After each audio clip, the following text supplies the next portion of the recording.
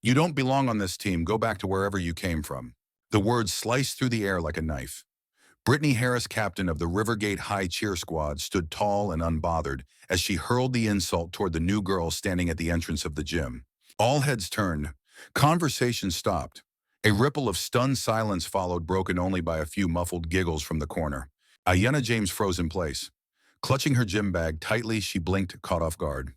Her eyes scanned the room, rows of girls in matching uniforms, ponytails bouncing, all looking at her like she had walked into the wrong world. Brittany strutted forward with her signature smirk, her blonde hair pulled into a perfect high ponytail. She eyed Ayana from head to toe, sneering at her simple blue tracksuit and natural curls. "Girls like you don't make it on my squad," she spat. "This isn't a charity program." Ayana didn't flinch. She had heard worse growing up on military bases. Being the daughter of a Navy SEAL meant frequent relocations, new schools, new faces, and often subtle and not-so-subtle judgments. But this was different. This was direct. With a calm voice, Ayana responded, "If I don't belong, I'll let the coach decide that." The tension in the room ticked up a notch. Brittany raised an eyebrow but said nothing.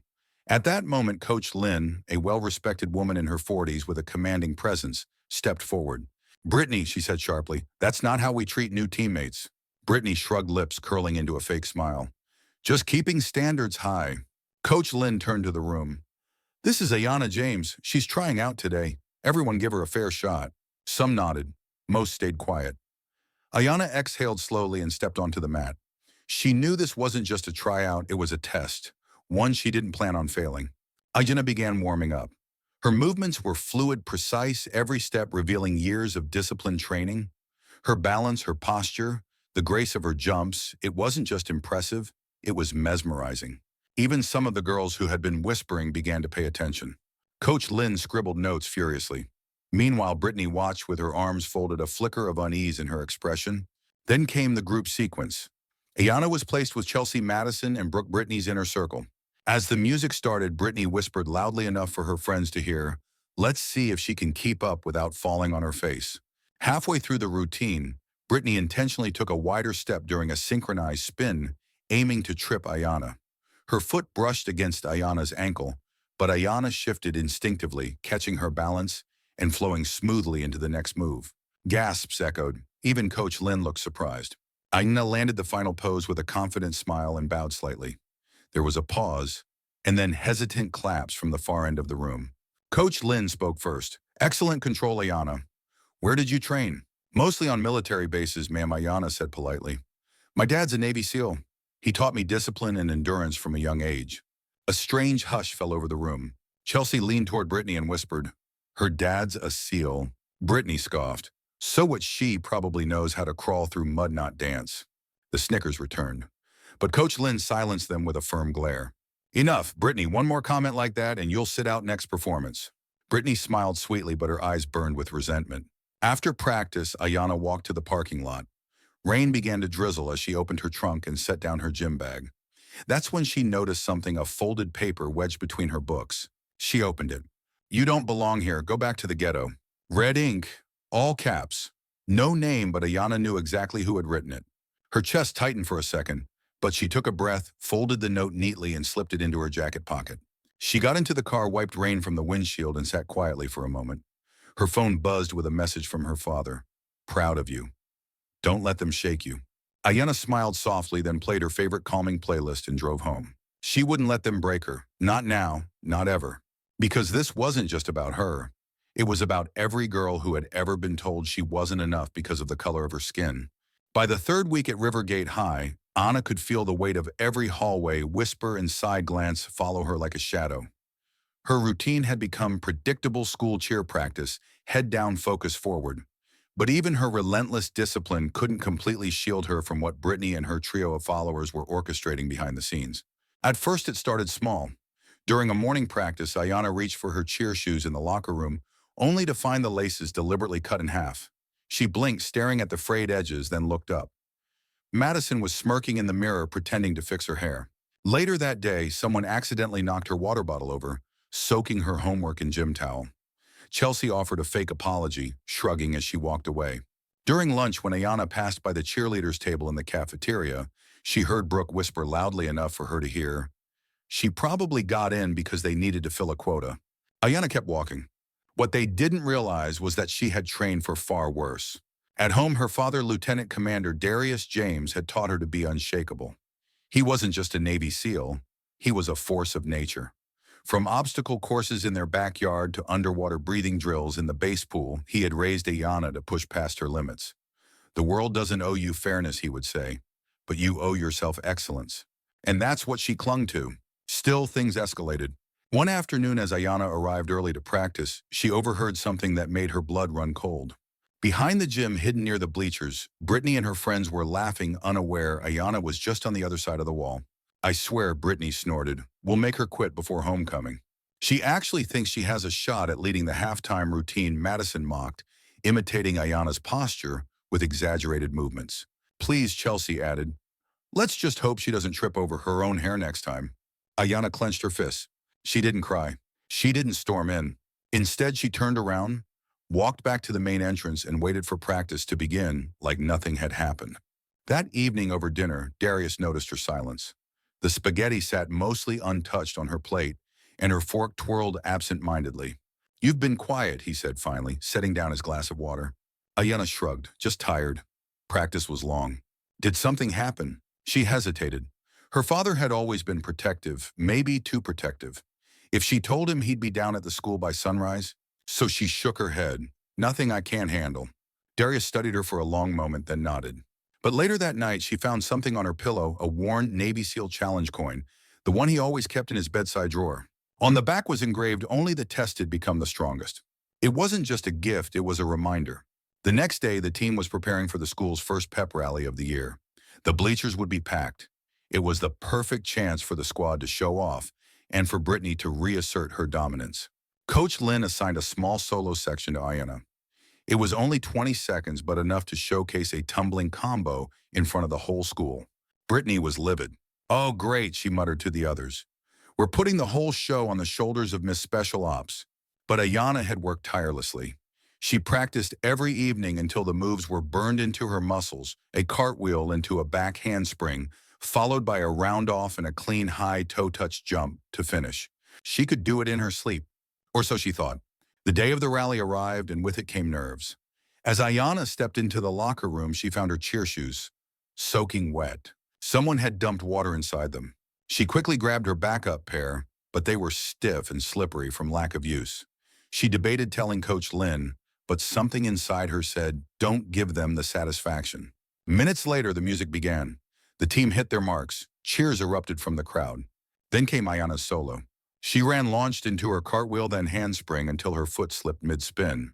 She stumbled, twisting slightly in the air, and fell hard onto her knee. The crowd gasped.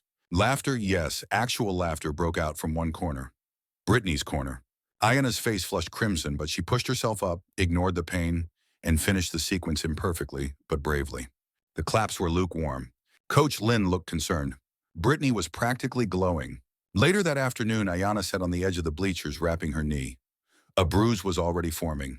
Behind her, the locker room door opened. She didn't have to look to know who it was. Brittany's voice oozed with mock concern. Oh, that looked painful. Hope you didn't sprain your Navy pride. Ayana said nothing. Brittany walked up and leaned in, her voice low and venomous. Let's be clear. You're not welcome here. I don't care how many sit-ups your daddy makes you do. This team is mine. And you're just a phase. Ayana finally turned and locked eyes with her. Calm, steady. Then she stood up slowly. You have no idea what I've been through. Or who raised me. But keep talking, Brittany. I'd love for my father to hear exactly how you speak to people like me. For the first time, Brittany's expression flickered. Doubt, just a flicker. Then Ayana walked away. Her limp was barely noticeable, but her resolve, unshakable. The morning after the pep rally, Rivergate High was buzzing, but not for the right reasons. Clips of Ayana's fall had already spread like wildfire. Someone had filmed it from the bleachers, posted it on TikTok, and added a cruel caption, "Seal's daughter can't stick the landing." By first period, it had over 12,000 views. Ayana walked through the halls, her hoodie pulled up, earbuds and eyes fixed forward. She ignored the looks, the whispers, the muffled chuckles, but every glance felt like a knife, every whisper like a wound. In the locker room, Coach Lynn was waiting. Ayana, she said gently, can I speak to you for a moment? Ayana hesitated, then nodded. They walked to the office near the back of the gym. Coach Lynn shut the door. I know yesterday didn't go how you planned, she began, and I'm proud of how you got back up. But there's been concern from the team. Ayana blinked. Concern. Coach hesitated. Brittany and a few others came to me. They said your fall was because you ignored choreography instructions, that you went off script. They said it disrupted the routine. Ayana stared at her. That's not true. I believe you, Coach Lynn said quickly, but I have to look into it. I'll need you to sit out of performances for a week, just to calm things down. Ayana's throat tightened. You're benching me. Only temporarily. I want to be fair. I need to maintain team morale. Team morale. Ayana had heard those words before. In every new school and every awkward meeting when someone tried to explain why being too different was disruptive. She swallowed hard, nodded once, and left the office. That evening at home, she said nothing during dinner. Darius noticed again, but this time he didn't ask. Instead, he walked to the hallway, reached into the closet, and pulled out a faded manila folder. When Ayana looked up, he placed it on the table in front of her. What's this, she asked. Reports, he said simply. From when I was in Bud's training. The 6 months that nearly broke me. She opened the folder slowly. Inside were weathered sheets, photographs of his injuries notes from instructors, comments that were far from flattering. He's too quiet, doesn't assert himself, not a natural leader. Ayana looked up stunned. They said you wouldn't make it. They did, he replied. Some even wanted me out, said I wasn't aggressive enough. What changed? I didn't. I just outlasted them. He paused, locking eyes with her. You can't convince people who've already made up their minds, but you can outperform them, outlast them, outgrow them. Ayana didn't speak, but something behind her eyes hardened. The storm hadn't passed, but she was starting to understand the wind. 2 days later, Ayana returned to practice. Brittany was all sugar and smiles. Oh, look who's back, she sang. You okay? We were so worried. Ayana ignored her and went straight to warm-ups. Coach Lynn watched silently. Something in her expression had changed to doubt, maybe a regret. As the team rehearsed for their upcoming homecoming routine, Ayana wasn't in the center anymore. She was moved to the back row. During a water break, Madison nudged Brittany. This is too easy. She's fading. Not yet, Brittany whispered. We're not done. And then came the lie. That afternoon, Brittany marched into Coach Lynn's office with a fabricated text thread. Screenshots showed a conversation that never happened, one in which Ayana supposedly bragged about wanting to replace Brittany as team captain. It was fake, but carefully crafted. She's trying to divide the team, Brittany claimed, eyes wide with false sincerity. She even said Coach is too soft to stop her. Coach Lynn frowned, clearly uncomfortable. You're sure these are real? Positive, Brittany said, lowering her voice. I just didn't want the team to implode. That evening, Ayana was called in. She sat across from Coach Lynn, her hands clasped tightly in her lap. I received some troubling screenshots, Coach began. From Brittany. Ayana's eyes narrowed. Screenshots of what? Messages. Saying you wanted to take over the team. That you think I'm too weak. Ayana blinked slowly, absorbing the accusation. That's a lie. I want to believe you, Coach said. I really do, but without a way to verify? I didn't write those texts, Ayana said calmly. And if that's the level of investigation we're working with, then I suggest you check the phone numbers. Ask her to show you the real messages. Coach Lynn hesitated. There was something in Ayana's tone, measured, firm, unwavering, that caught her off guard. Okay, she finally said, I will. Ayana stood. Thank you, Coach. And while you're at it, ask her what she was doing behind the bleachers last week. I heard every word. Then she walked out. No tears, no trembling, just the quiet strength of a girl who had learned to fight battles with her back straight. That night, Ayana sat alone in her room, her cheer uniform draped across the chair.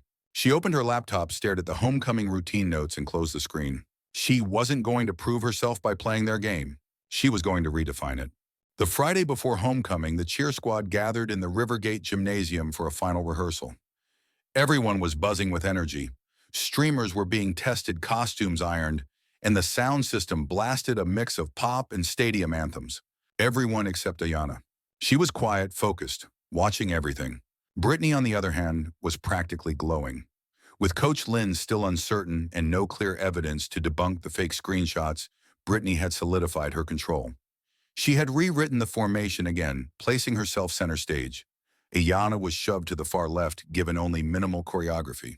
Make sure you don't fall this time, Brittany said with a sweet smile as she handed Ayana a box of streamers. These routines require balance. Ayana said nothing. Instead, she examined the floor exactly where her previous fall had happened. It had seemed like an accident at the time, but now she wasn't so sure. That night at home, Ayana stood in the garage while her father cleaned a set of hiking boots near the tool rack. The radio played softly in the background, some old-school soul song humming through the speakers. "I know what they're planning," she said, without turning around. Darius looked up. "I don't have proof yet," Ayana continued, "but I can feel it. Brittany's going to try something. Something public." Darius dried his hands on a towel and walked over. "Then you need to be ready," he said. Ayana glanced at him. "I thought you'd tell me to walk away." "I would," he replied, "if you were fighting for pride, but you're fighting for something else now." Ayana nodded slowly. "I'm not just doing this for me," she said. "I'm doing it for every new girl who walks into that gym one day. They need to know the room doesn't belong to Brittany." A rare smile formed on Darius's face. "Then we prepare like we always do." Saturday morning, the day of the big game. The stands were expected to be full, alumni returning, the marching band primed, news reporters covering the halftime show. Ayana arrived early, way earlier than anyone else. She inspected the performance area step by step. The mat, the stage floor, the corner where she slipped before. Then she saw it, a faint smear, clear but slick like petroleum jelly. Her heart pounded. She pulled out her phone and took photos, then walked straight to Coach Lynn's office. "I need you to see this," she said calmly, showing the screen. Coach's eyes widened.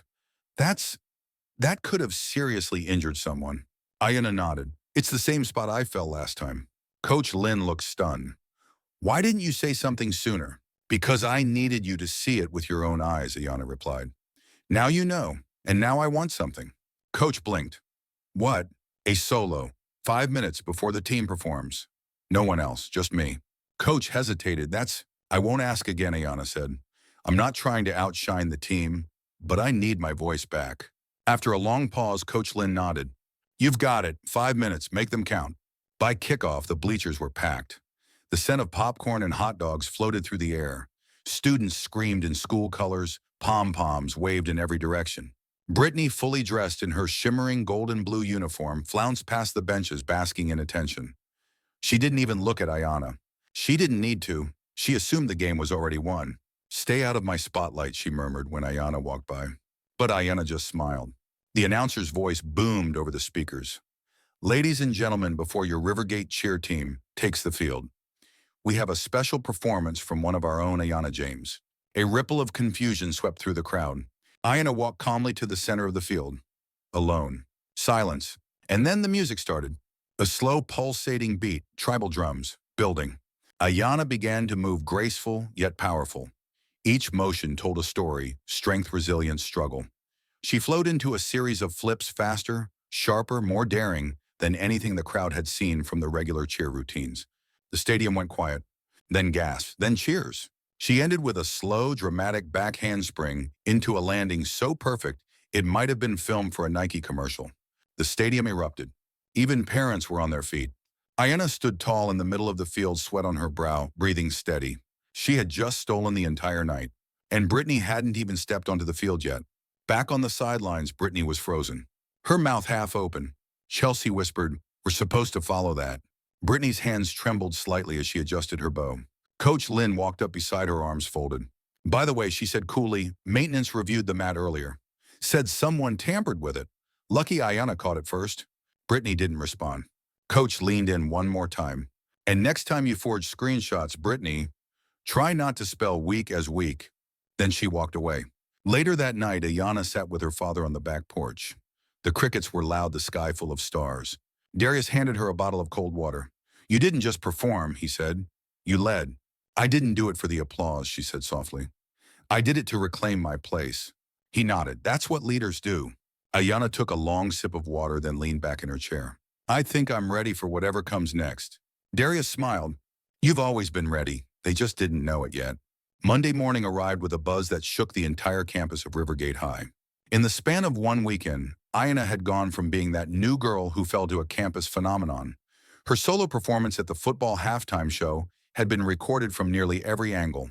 One video posted by a student with the caption, "She didn't come to play, she came to conquer," had already surpassed 2 million views on YouTube and TikTok combined.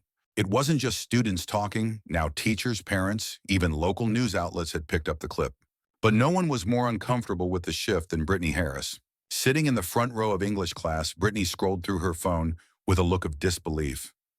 Every scroll brought more praise for Ayana, more likes, more comments, and worse, more people tagging her with mocking remarks like, "Where was Brittany during all that she got served by the new girl? Ayana should lead the squad." Brittany's cheeks flushed. Her grip on the phone tightened. By lunchtime, her mood had curdled into fury. When she saw Ayana walking alone toward the cafeteria patio wearing her warm-up jacket and headphones, Brittany snapped. She stormed over. "You think you're better than everyone," now she hissed. "Just because you did some stupid flips." Ayana paused, her music turned and looked at Brittany evenly. "I don't think I'm better," she said, "but I am done letting you decide who belongs." Brittany's eyes narrowed. "You don't know what you just started." Ayana shook her head, voice quiet but powerful. "No, Brittany, you don't know what I'm about to finish." And then she walked away. That afternoon during practice, the team gathered in a tight circle. Coach Lynn stood with her clipboard, unusually serious. "I want to clear something up," she began. "After what happened on the field and after a few concerning discoveries, I've been doing some follow-up." She paused. "First, someone tampered with the mat where Ayana fell during the last rally. Maintenance confirmed a petroleum-like substance was intentionally applied." A murmur spread through the girls. Some gasped. A few looked at each other nervously. Coach continued. "Secondly, the screenshots that were submitted to me last week claiming Ayana said negative things about the team were fabricated. The number they came from didn't exist, and the timestamps were inconsistent." All eyes turned toward Brittany. Coach Lynn looked up slowly, locking eyes with her. "Brittany, do you have anything to say?" Brittany tried to smirk. "Anyone can say something's fake. That doesn't prove anything." At that moment, the gym doors opened. Footsteps echoed, and in walked a tall, broad-shouldered black man in military khakis. The air changed instantly. The man removed his cap and spoke with a voice that had clearly commanded rooms far larger than this one. "My name is Lieutenant Commander Darius James," he said calmly, "father of Ayana James." Every girl in the gym froze.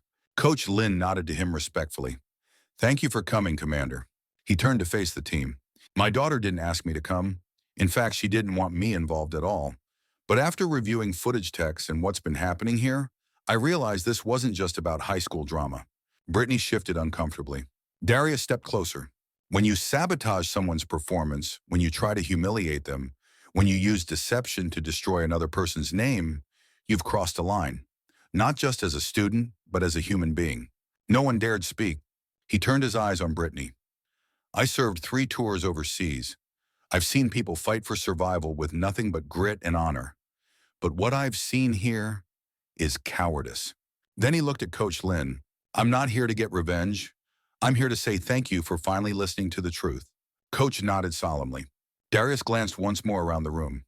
"Ayana has never needed me to fight her battles. She wins them by standing tall. And that's what you all witnessed Friday night." He turned, nodded to Coach, and walked out. The door closed behind him. Silence lingered in the air like a held breath. The next day, Brittany was called into the principal's office. Though the exact consequences weren't announced publicly, word spread fast. She'd been suspended from the cheer squad for a month and removed as captain effective immediately. Coach Lynn posted the update on the gym bulletin board that afternoon. Effective immediately, new cheer captain Ayana James, assistant captain Chelsea Boone. The announcement struck the gym like a bolt of lightning. Some girls were surprised, others whispered with excitement. Chelsea herself looked torn between guilt and relief. She quietly walked over to Ayana at the end of practice. "Hey," she said, fidgeting with her scrunchie. I know I didn't say anything before. About Brittany, about what she was doing. I should have stood up." Ayana looked at her for a long moment. "You still can," she said. "It's never too late to be brave." Chelsea nodded, swallowing hard. And that night the team felt different. Lighter, clearer, stronger. Because for the first time, the loudest voice in the room wasn't the cruelest. It was the calmest. And it belonged to Ayana James. For Ayana James, becoming cheer captain wasn't a victory march. It was a quiet coronation on shaky legs. The day after the announcement, the squad gathered in the gym for their first practice under new leadership. Some clapped when she arrived. A few offered awkward smiles. Others stood stiffly uncertain how to react. Chelsea hovered near the mirror wall, nervously adjusting her ponytail. Brooke and Madison stayed off to the side, exchanging unreadable looks. Without Brittany's usual dominance, the hierarchy had crumbled, and Ayana could feel it. Coach Lynn called for silence and stepped aside. "This is your team now, Ayana," she said, handing over the clipboard. "Lead them." Ayana took it with steady hands, though her stomach churned. This wasn't about power, it never had been. But now that she was captain, she carried a responsibility that stretched beyond choreography and formations. She was no longer just fighting for herself. She was setting the tone for everyone who would come after her. The first few practices were rough. Not because the routines were hard, but because trust once broken takes time to rebuild. Some girls still seemed skeptical. When Ayana introduced new moves to the homecoming encore routine, Brooke rolled her eyes. Madison pretended to forget the counts. Even Chelsea, now assistant captain, hesitated to speak up. Ayana didn't snap. Instead, she did what her father had taught her: lead by example. She stayed late after practice. She rehearsed every count with precision. She offered praise when someone nailed a move and calm correction when they didn't. And slowly the wall began to crack. One afternoon, after a particularly grueling rehearsal, Chelsea walked up and said quietly, "That new ending formation, it's actually genius."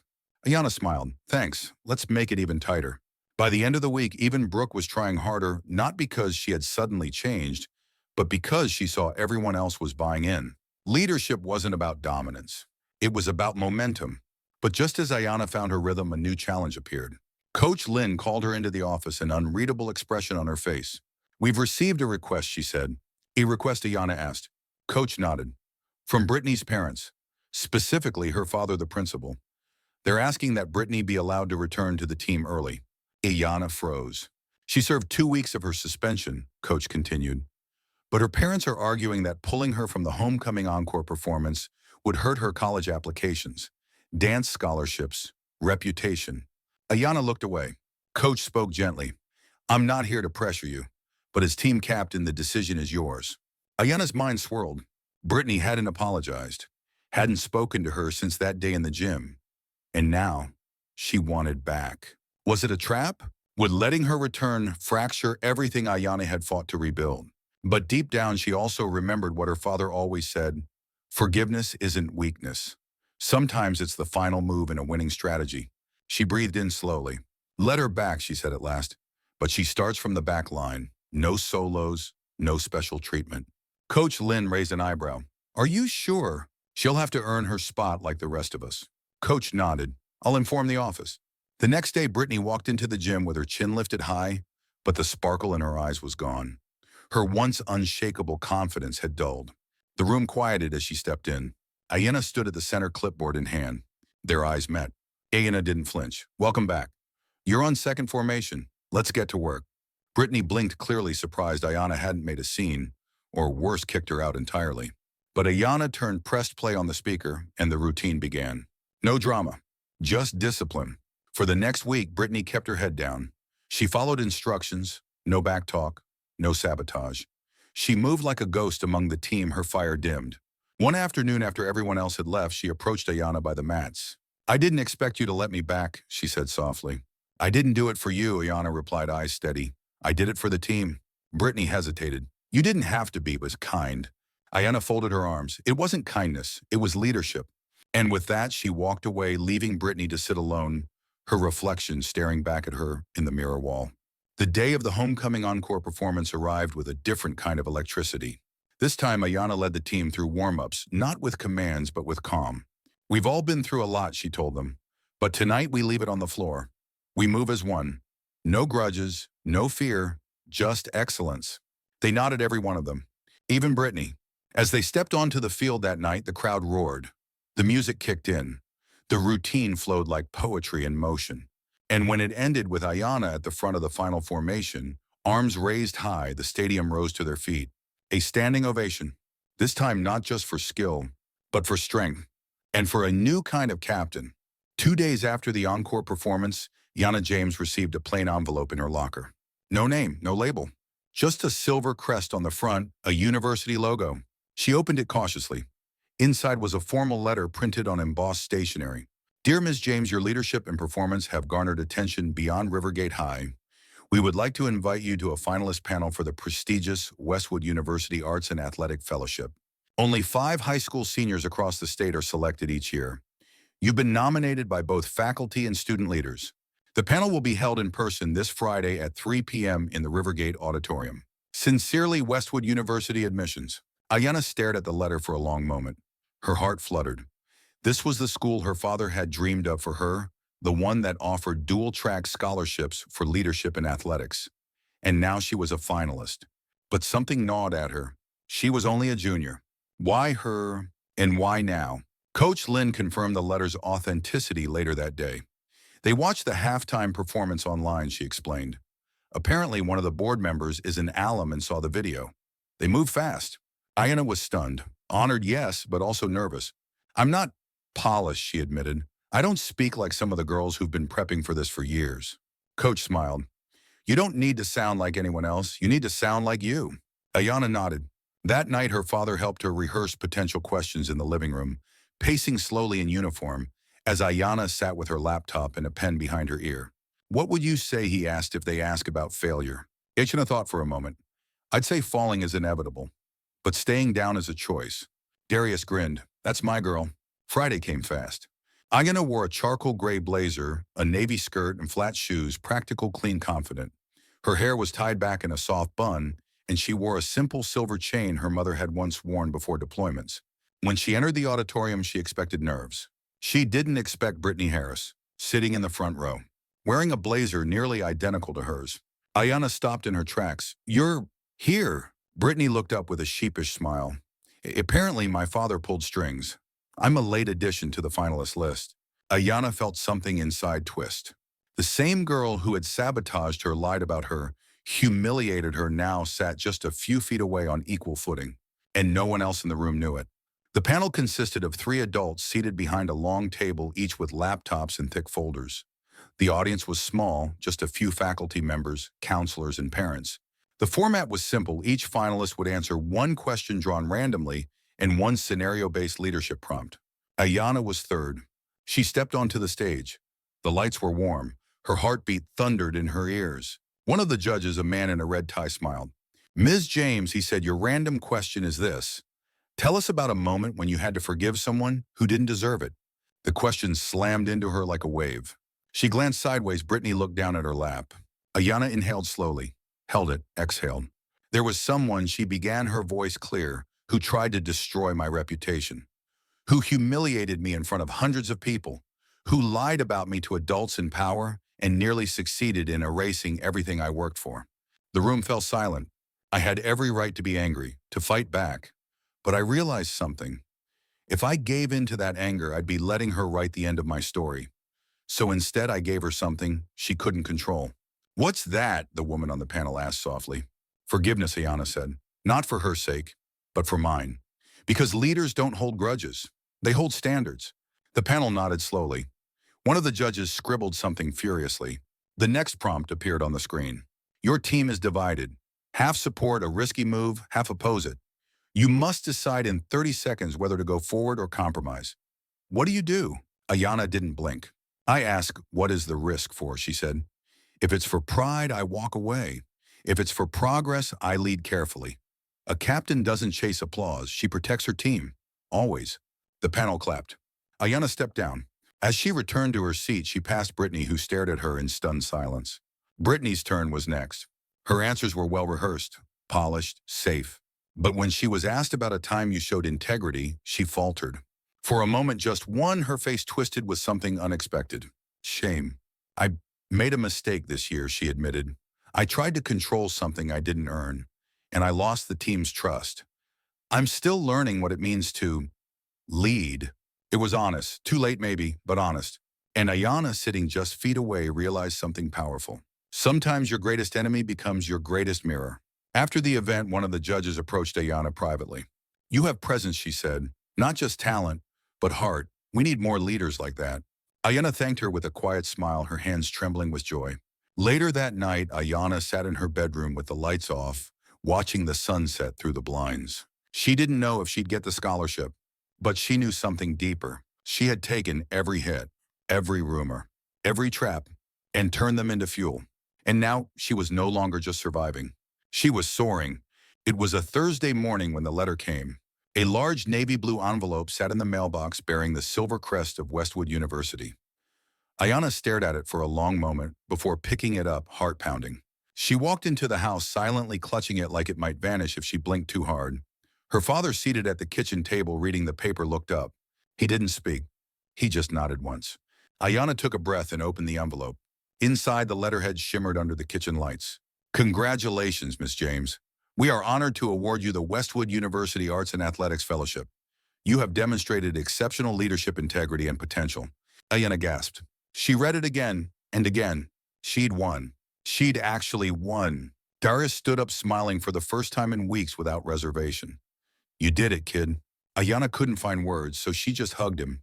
Hard. But as the celebration faded, the reality began to settle in. There was one line in the letter that changed everything. We offer you early entry into our Spring Accelerated program beginning in January. That was months ahead of schedule, which meant she'd have to leave Rivergate, leave her team, leave the squad she had just begun to rebuild. That afternoon, Coach Lynn called her into the gym office. I heard Coach said, eyes glowing. Westwood, Ayana, that's huge. Ayana nodded slowly. Yeah, it is. But, I'd have to leave in January, Ayana said. Before senior year ends, before state competition. Coach leaned back in her chair. What do you want to do? Ayana didn't answer right away. She looked through the small office window at her squad practicing in the mirror-lined gym. Chelsea helping Brooke with arm placements, Madison catching a missed landing and laughing. Even Brittany, quiet focus, changed. This team still needs me, Ayana said quietly. Or maybe Coach replied, they're ready because of you. Later that week, as Ayana changed in the locker room, a voice spoke from behind her. I heard you got it. It was Brittany. She stood by the benches fidgeting with her jacket sleeves. Her usual armor of confidence seemed thinner now, more honest. Yeah, Ayana said, I did. They're lucky to have you. Ayana turned. I'm not leaving yet. Brittany looked confused. Ayana continued, I haven't decided. I could take the offer or finish the year here with the team. Brittany swallowed hard. I wouldn't blame you if you left, she said. I gave you every reason to walk away. Ayana didn't speak, but Brittany stepped closer. I was jealous, she said, of how you moved, how people listened to you, how you never let anything get to you. And I was scared that someone like you could walk in and be everything I thought I was. It wasn't a speech. It was a confession. Ayana nodded slowly. So what now? Brittany looked down. I don't know. But if you stay, I'd like to help. I want to earn back some of the trust I lost. It was quiet between them for a moment.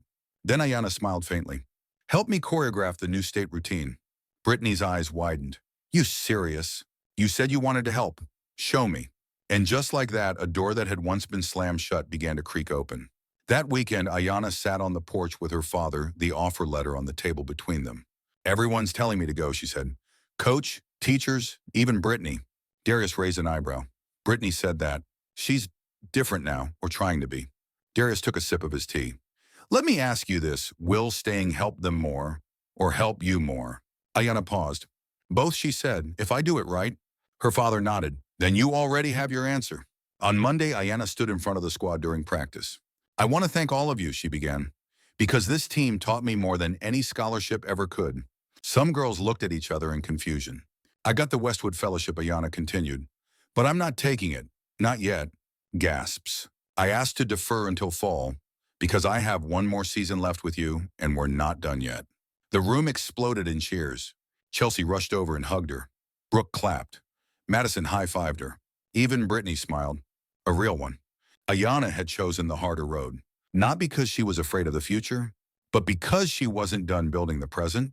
And sometimes leadership isn't about walking away when the door opens. It's about holding it open for others before you leave. January frost crept along the windows of Rivergate's gym, turning each morning practice into a cloud of breath and cold mats.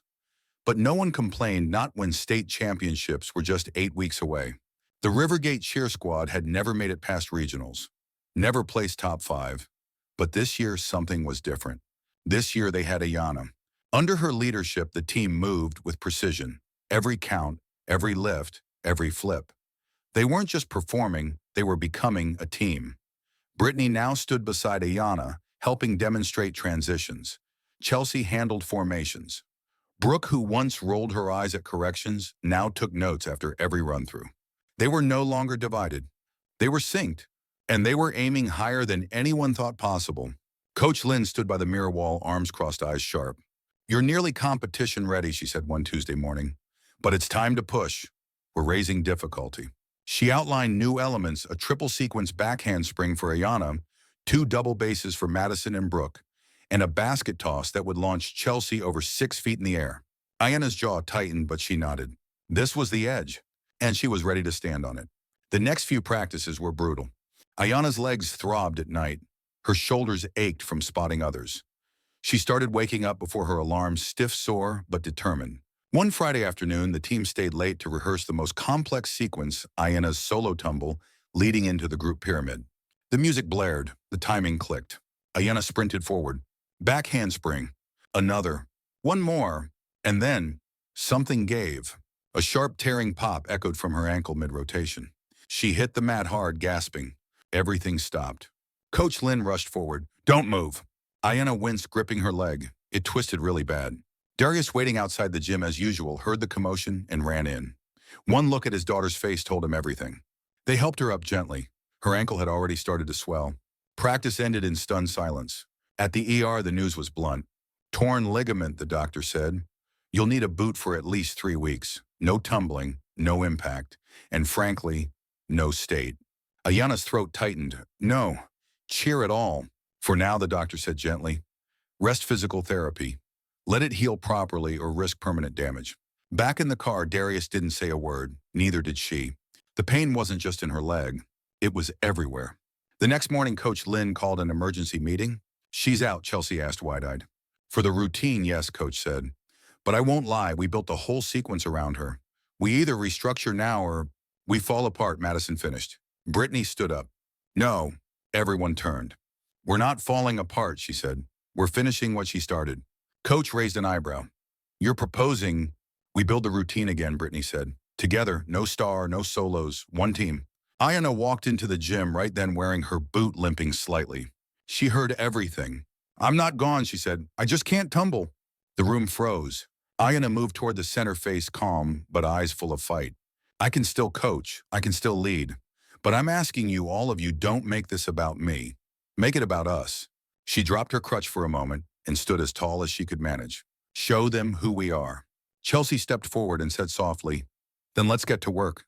The next 4 weeks were the most intense the team had ever known. Ayana showed up every day on time, clipboard, in hand boot and all. She adjusted angles, fixed transitions, and challenged the team to take ownership. She never once complained. Never once made it about her injury. Brittany took over the tumbling line with Ayana's guidance. Chelsea polished the timing of the pyramid with Ayana's sketches. Even the younger girls, once shy and scattered now, stood straighter, moved sharper. They weren't just a cheer squad anymore. They were Ayana's legacy in motion. The night before state, the team held a closed-door rehearsal. At the end, Coach Lynn asked any final words. Ayana looked around. "I can't jump with you tomorrow. I can't run or flip or fly." She paused. "But every time you hit that mat, I'll be with you. Every beat, every breath. You are everything I ever dreamed this team could be. And tomorrow, you prove that we didn't need a star." She smiled. "We just needed each other." Tears fell. No one hid them. Because this time they weren't tears of fear. They were fire. The state championship arena was electric. Thundering bass pulsed through the floors. Bleachers overflowed with families, alumni, students in face paint and foam fingers. Spotlights swept across the stage as schools from across the state took turns delivering their best. Rivergate was scheduled next. Backstage, the squad stood in formation, stretching, pacing, whispering last-minute cues. Brittany tightened her shoelaces. Chelsea went through breathing exercises. Madison was oddly silent, focused. At the edge of it all sat Ayana. She wore her Rivergate jacket, her injured leg still in the gray boot. A clipboard rested in her lap, but she wasn't reading from it anymore. She was watching. Watching them. Her team. Coach Lynn leaned down beside her. "They're ready." Ayana nodded. "Yeah, they are." But deep down, something tugged at her. The music began. The crowd roared. Rivergate charged onto the mat. Every motion was crisp. Every toss hit. The team moved as one, fluid, fierce, fearless. The crowd leaned forward. Judges scribbled. And then, a muffled thump. One of the flyers, Tina, the youngest member, had landed poorly. Her ankle buckled mid-flip. She winced, grabbing her leg as the team froze for a millisecond.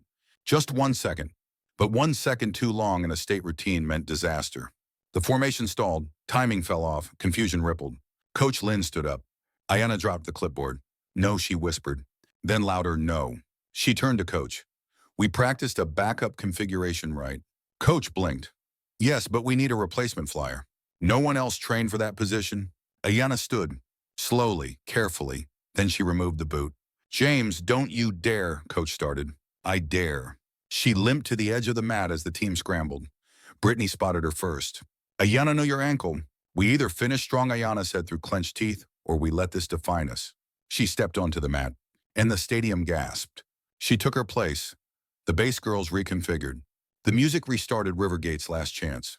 Ayana pushed through the pain, teeth grit balance centered on her good leg. As they built the pyramid, she climbed carefully, methodically up to the top. Brittany and Chelsea locked arms beneath her, holding tight. Ayana rose slowly, until she stood. High, steady, fierce. Spotlight burning down on her. The final beat dropped. She raised her arms. The crowd erupted. A wave of sound thundered through the arena as the pyramid held for 3 flawless seconds before collapsing cleanly into dismount. Ayana hit the mat and immediately dropped to one knee, wincing but smiling. They'd done it. They hadn't just finished. They owned the floor. Backstage medical rushed over. Ayana was lifted gently to a bench as Coach Lynn knelt beside her. That she said breathlessly was either the dumbest thing I've ever seen or the most courageous. Ayana grinned, probably both. Across the room, Brittany approached, eyes wet. You didn't have to. I know, Ayana replied. But you did. Because you're worth finishing with. Brittany wiped her eyes, then pulled Ayana into a hug. I never deserved your trust, she whispered. You earned it anyway, Ayana said. At the awards ceremony, Rivergate was announced as the second-place champions, the highest finish in school history. The team cheered, cried, embraced. And when the silver trophy was placed in Coach Lynn's hands, she handed it straight to Ayana. This, she said, belongs to you. Ayana held it high, her team huddled around her, confetti falling. Not because she was the best tumbler, not because she was the loudest, but because she never gave up. She led. Weeks later, Ayana received a new letter, this time from Westwood University. Dear Ayana, your deferral has been approved. In recognition of your continued leadership, we are awarding you an additional scholarship, the Perseverance Award. We'll see you this fall. She folded the letter and tucked it in her journal beside her captain's badge. Outside, her team waited for one last celebration before graduation, and as she stepped out the door, Ayana smiled, not just because of what she'd accomplished, but because she knew exactly who she'd become.